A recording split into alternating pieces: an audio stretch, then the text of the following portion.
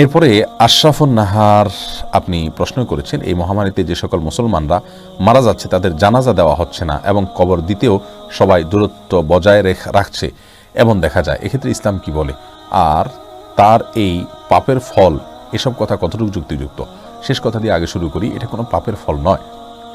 আমর ইবনুল আস, আবু উবাইদা ইবনুল জাররাহ রাদিয়াল্লাহু তাআলা সহ 25,000 সাহাবী 18 হিজরিতে ওমর রাদিয়াল্লাহু তাআলার খেলাফত আমলে আমওয়াস নামক যে মহামারী হয়েছিল সেখানে তারা মৃত্যুবরণ করেছেন। 25,000 সাহাবী, তাদের ভিতরে আবু উবাইদা ইবনুল জাররাহ, রাসূল করিম সাল্লাল্লাহু আলাইহি ওয়াসাল্লামের প্রিয় আস্থাভাজন সাহাবী আমর ইবনুল আস রাদিয়াল্লাহু তাআলা সহ অনেকেই ছিলেন। প্রিয় ভাইরা আমার, অতএব সম্ভবত মুআয ইবনে জাবাল রাদিয়াল্লাহু তাআলা তিনি সহ অনেক সাহাবীরা ছিলেন।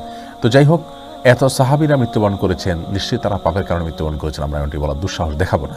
বিধায় সবচেয়ে বড় কথা নবী সাল্লাল্লাহু আলাইহি ওয়াসাল্লাম বলেছেন যে শাহাদাত আত-তাউন শাহাদাতুন লিকুল্লি মুসলিম। বুখারী বর্ণনায় আসছে যে তাউন বা মহামারী এটা প্রত্যেক মুসলিমের জন্য শাহাদাতের মর্যাদা এনে দেয়।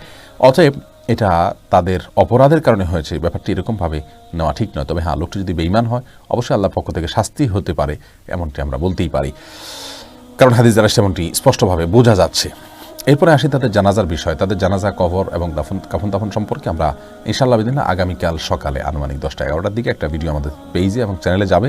ইতিমধ্যে ভিডিও প্রস্তুত হয়েছে, আপনারা সেখানে বিস্তারিত জানতে পারবেন। এই মহামারীতে আক্রান্ত হয়ে কেউ মৃত্যুবরণ করলে তাকে আমরা কীভাবে বিদায় দিব, তার গোসল দেওয়াতে যদি রিস্ক থাকে এবং সেই ভাইরাসটি সংক্রমিত হওয়ার ভয় থাকে তাহলে সেক্ষেত্রে আমাদের করণীয় কী হবে আমরা সেখানে আলোচনা করেছি।